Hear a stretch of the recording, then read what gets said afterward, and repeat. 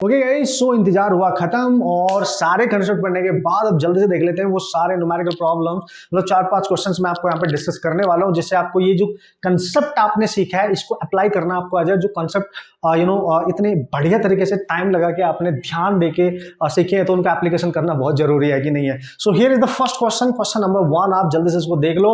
और जैसे कि मैं हमेशा बोलता हूँ दोस्तों, न्यूमेरिकल हमारा दुश्मन भी है, दोस्त भी है।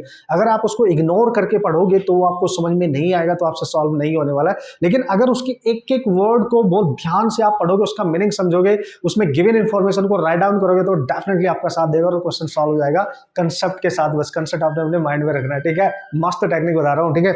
सो पढ़ लो जल्दी से मैं देख लेता हूं उसको। उसने बोला the figure shows the elliptical orbit of a planet in planet of mass m about the sun, ठीक है, about the sun, okay। the shaded area SCD is twice the shaded area SAB। मतलब यहाँ पे कुछ diagram आपको given है और जैसे वो बोलेगा हम वैसे ही करते जाएंगे। ये सन की पोजीशन है, उसने बोला एक एरिया यहाँ पे कुछ ऐसे है, उसने बोला एक एरिया कुछ ऐसे है। हमने बोला ठीक है ये शेडेड एरिया है, ठीक है, दिस वन, एंड एक एरिया ये है।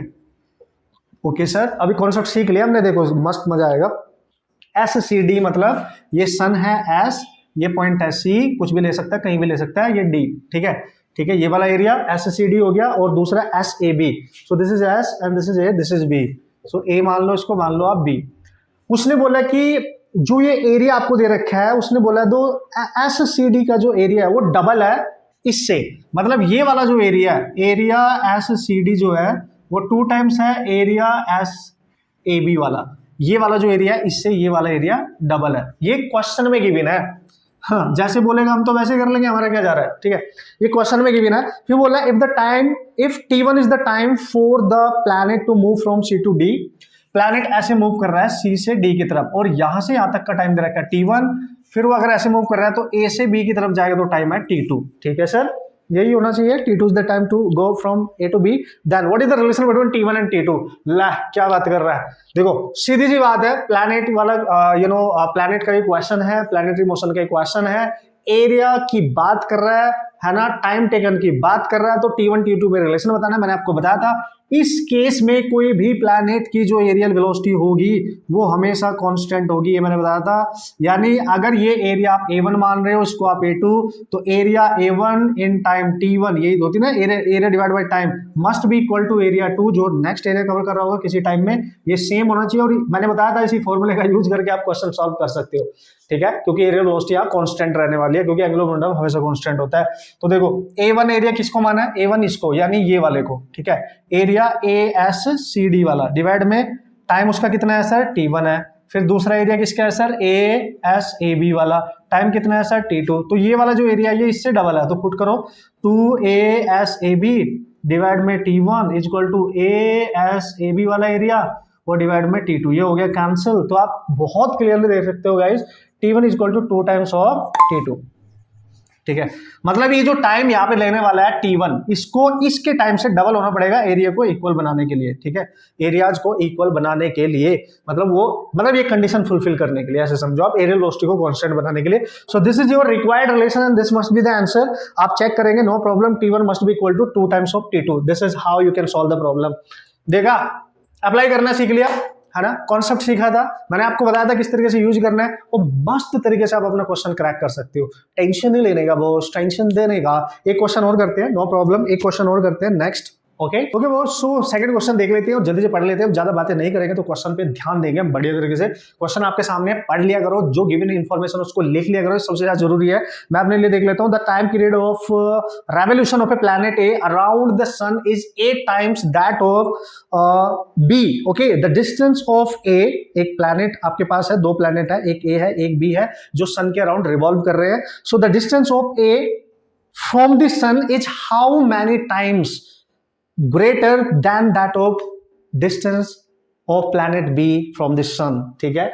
मतलब कहने का उसने बोला कि ये हमारा सन है, सपोज करो, ठीक है, इसके अराउंड एक प्लैनेट कोई घूम रहा है, ठीक है सर, ये कोई प्लैनेट ए है और इसकी सन से जो डिस्टेंस है वो मान लो R1, ठीक है, ऐसे समझ लेते हैं। और फिर दूसरा प्लैनेट है वो भी सन के अराउंड घूम रहा है, ठीक है, उसकी जो डिस्टेंस है, इलिप्टिकल पाथ मान रहा हूं मैं, उसकी जो डिस्टेंस है उसको मान लेता हूं प्लैनेट बी की R2। तो वो बोल रहा है कि जब A वाला घूमता है तो टाइम T1 लेता है, जब ये वाला घूमता है तो टाइम T2 लेता है। तो उसने बोला जब A वाला सन के अराउंड घूम रहा है तो उसका जो टाइम है वो दूसरे का टाइम इस B वाले के टाइम का 8 टाइम्स ग्रेटर है। तो बताओ इनकी डिस्टेंस में क्या रिलेशन होगा। सिंपल है, इनके डिस्टेंस में क्या रिलेशन होगा।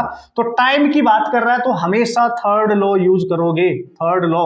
तो T1 over T2 equal to R1 over R2 की होल पावर 3/2। पहले का टाइम ये दे रखा है 8 टाइम्स ऑफ T2, ठीक है, T2 हमने B वाले को माना है। पहले की डिस्टेंस अगर R1 है तो दूसरे की R2 है। इसको एज इट इज रखेंगे क्योंकि इनमें रिलेशन पूछा है, ये हो गया कैंसिल। सो आप लिखेंगे R1 ओवर R2 की whole power 3/2। Here is the 8, ठीक है ना, 8 आ गया। तो 8 आ गया तो उसको आप क्या लिख सकते हो, R1 ओवर R2, ठीक है। ये 3/2 है, इसको जब ये पावर हटाओगे तो इसके ऊपर जाएगी और ये उल्टी हो जाएगी, मतलब इसकी रिवर्स हो जाएगी, 2/3 हो जाएगी, ठीक है। तो आप लिख सकते हो उसको R1 over R2 equal to 2 को लिख सकते हो 3 और ये है 2/3 मल्टीप्लाई होते 3 cancel. So R1 by R2 दोस्तों आप देख सकते हो 4 आ गया क्योंकि 2 की पावर 2 तो बचेगी ना। तो R2 आ गया यहाँ पे 4 टाइम्स ऑफ R1। यानी जो सेकंड प्लैनेट है, प्लैनेट बी जो है, ठीक है, उसने बोला the distance of A from the sun is how many times greater than that of the B from the sun, ठीक है। तो यार ये तो R2 ग्रेटर आ रही है, तो this is what R1 by R2। तो 2 to 4 और ये नीचे आना चाहिए, ठीक है। ये इसकी okay okay okay my mistake, this is R1, this is R1 and this is R2। तो ये जो डिस्टेंस है पहले प्लैनेट ए की, वो डिस्टेंस प्लैनेट बी की डिस्टेंस से सन से 4 टाइम्स ज्यादा होगी, आप देख सकते हो। तो आंसर इज 4 टाइम्स ग्रेटर होगी। तो you just check out the options and you can solve the type of problem easily. तो ये क्वेश्चन मैंने इसलिए कराया कि जब वो टाइम पीरियड की बात करता है, टाइम ऑफ रेवोल्यूशन की बात करता है किसी प्लैनेट की, तो थर्ड लॉ का ही यूज करोगे, सन के अबाउट थर्ड लॉ का ही यूज करोगे, तो आराम से आप क्वेश्चन हैंडल कर सकते हो।